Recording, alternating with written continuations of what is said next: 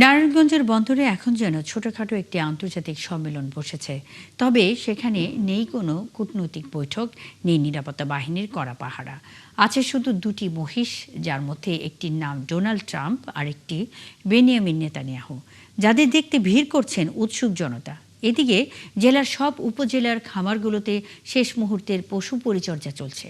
প্রাকৃতিক উপায়ে প্রস্তুত এসব গরুর দাম বেশি পাবার আশা খামারিদের। হাবিবুর রহমানের তথ্য ছবিতে প্রতিবেদন। শীতলক্ষার পূর্ব পাড়ের এসএস ক্যাটল এগ্রো ফার্মে গেলে দেখা মিলবে দুই বিশ্ব নেতার নামের সাথে মিল করে রাখা দুটি মহিষ। একদিকে রয়েছে অ্যালবিনো মহিষ ডোনাল্ড ট্রাম্প, অন্যদিকে তার সারাক্ষণের সঙ্গী নেতানিয়াহু। খামারিরা জানান, দুজনের বন্ধুত্ব যেমন জমজমাট, তেমনি মাঝে মধ্যে ঝগড়াও হয়। খাবার দেওয়ার সময় শুরু হয় উত্তেজনা। এই দুই মহিষকে দেখতে প্রতিদিনই বাড়ছে দর্শনার্থীর ভিড়। আমরা দুইটা মহিষ দেখলাম, একটা নেতানিয়াহু এবং একটা ডোনাল্ড ট্রাম্প। তো আমরা মূলত এই আকাঙ্ক্ষাতে দেখার আকাঙ্ক্ষাতে আমরা স্কুল ফাঁকি দিয়ে আমরা এই জায়গায় আসছি। ডোনাল্ড ট্রাম্প ওর চুলের সাথে মহিষের সাথে পেয়ারাই মিল। ওই দুইটা মহিষের সামনে যদি অন্য কোনো মহিষ যা তাহলে মারামারি লেগে যায়। ফার্মের ম্যানেজার জানান, মহিষ দুটির অদ্ভুত চুল আর আচরণের কারণেই এমন নাম রাখা হয়েছে। এই দুইটা মহিষ বলতে আমাদের অন্যান্য অ্যালবিনোর মতো এই দুইটারও যত্ন নেওয়া হয়।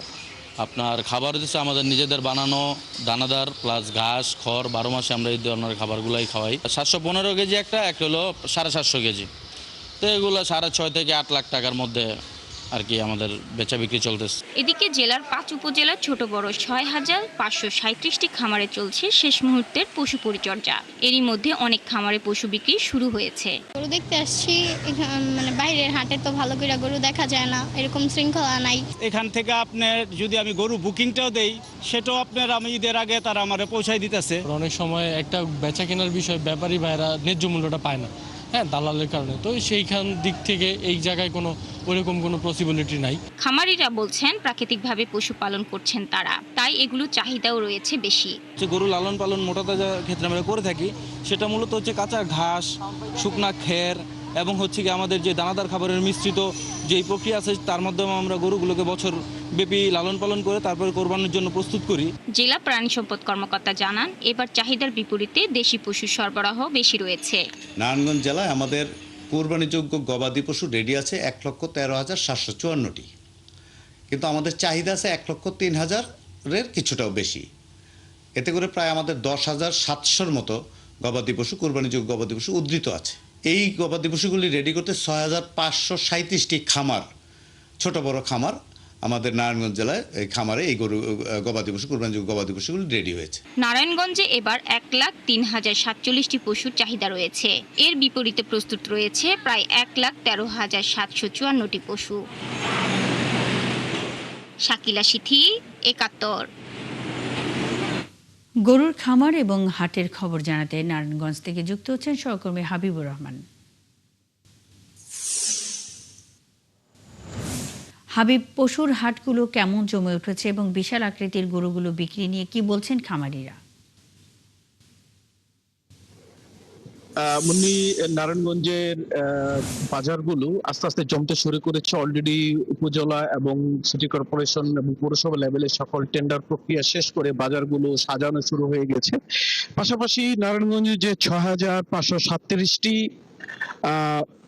খামার রয়েছে, সেগুলো যথারীতি শুরু করে তাদের বেচা বিক্রি শুরু করে দিয়েছে। তারা আগে থেকেই তাদের প্রি বুকিং কার্যক্রম শুরু করেছে এবং তারা সম্পূর্ণ প্রাকৃতিক উপায়ে তাদের এই পশুগুলো লালন পালন করছে। আমরা নারায়ণগঞ্জের যে সবচেয়ে বড় এবং আকর্ষণীয় একটি এগ্রো আছে, আর কে এগ্রো, এখানে এসেছি, যেখানে অনেক বড় বড় এবং পশু পাওয়া যায়, যে সেটার আকর্ষণ নারায়ণগঞ্জে সবসময় থাকে এবং যেখানে প্রায় অনেক নামি দামি নামের এবং বাহারি ধরনের যে পশুগুলো পাওয়া যায়।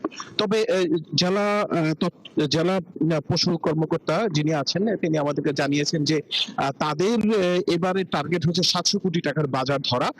কারণ দেশের বাজারের যে চাহিদা রয়েছে, নারায়ণগঞ্জের একটা বড় অংশ শিল্প অধ্যুষিত হওয়ায় এখানকার ব্যবসায়ীরাও আসলে বাজারের এই সময়টা চায় সবচেয়ে ভালো এবং হৃষ্টপুষ্ট এবং ভালো মানের একটা পশু তারা এই কোরবানি দিতে। তো এর পরিপ্রেক্ষিতে আমরা যে দেখতে পেয়েছি যে তারা ম্যাক্সিমাম আমাদের এখানে যে ফার্মগুলো রয়েছে নারায়ণগঞ্জের, এখানে ম্যাক্সিমাম 70 থেকে 80% পশু যথারীতি বিক্রি হয়ে গেছে।